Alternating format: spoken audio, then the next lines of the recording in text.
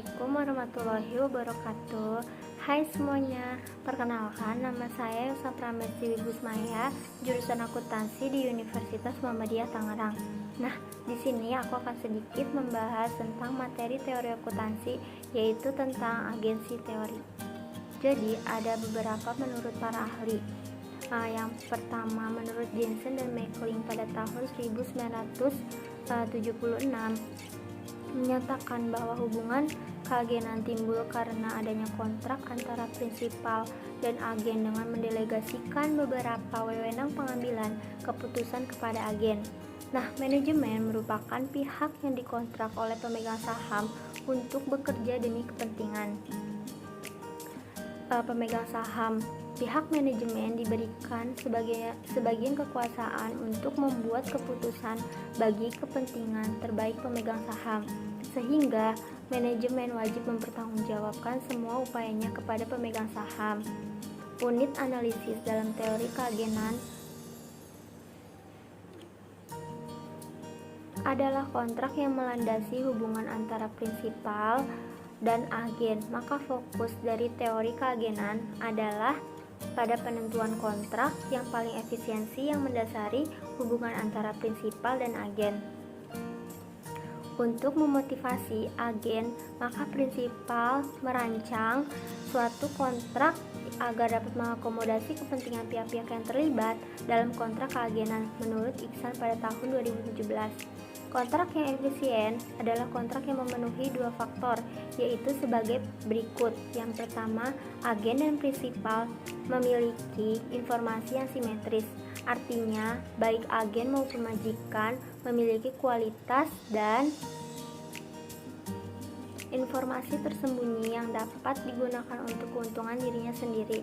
Nah, yang kedua, risiko yang dipikul agen berkaitan dengan imbas jasanya adalah kecil, yang berarti agen mempunyai kepastian yang tinggi mengenai imbalan yang diterimanya.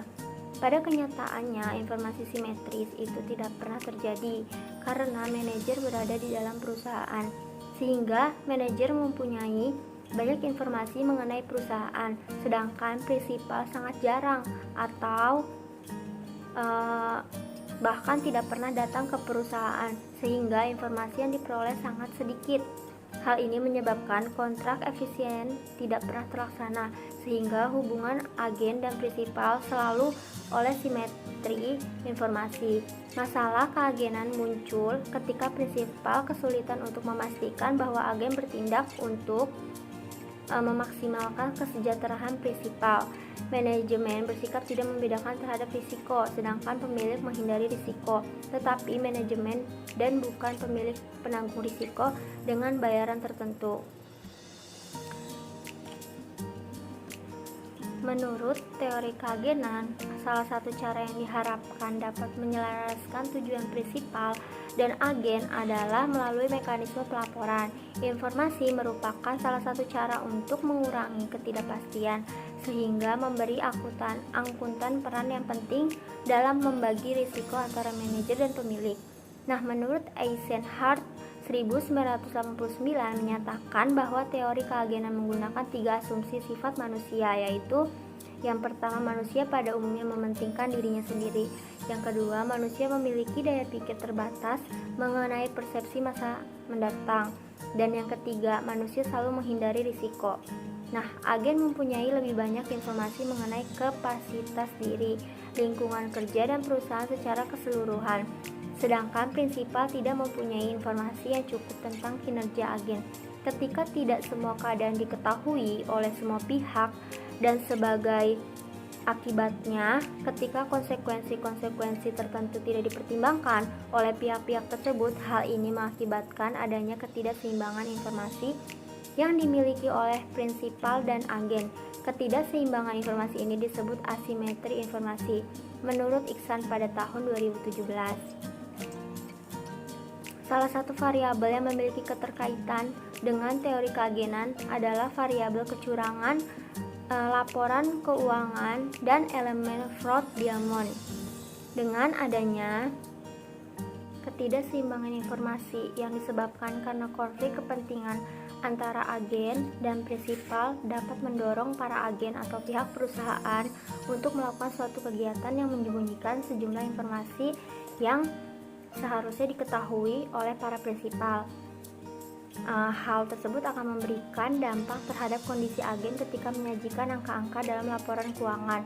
Nah, ketidakseimbangan informasi yang disebabkan karena konflik kepentingan membuat perusahaan selaku pihak agen menghadapi berbagai tekanan agar kinerja perusahaan selalu meningkat. Pada saat adanya kesempatan yang muncul dari keputusan serta tindakan yang diambil oleh para pemimpin atau atasan, maka pihak perusahaan lebih mudah tergoda untuk melakukan kegiatan kecurangan. Nah, agar kinerja perusahaan selalu meningkat, ketika kinerja perusahaan selalu meningkat, maka tingkat pengembalian investasi yang diperoleh oleh prinsipal akan semakin tinggi. Dengan adanya pihak-pihak yang berada di lingkungan yang cukup menekan pihak agen, membuat pihak agen merasionalisasikan atau menganggap tindakannya melakukan sebuah kecurangan tersebut tidaklah salah dan memanfaatkan posisinya yang dapat mempengaruhi orang lain untuk memperlancar tindakan kecurangannya. Nah, itu saja yang dapat saya sampaikan. Kurang lebihnya mohon maaf. Wassalamualaikum warahmatullahi wabarakatuh.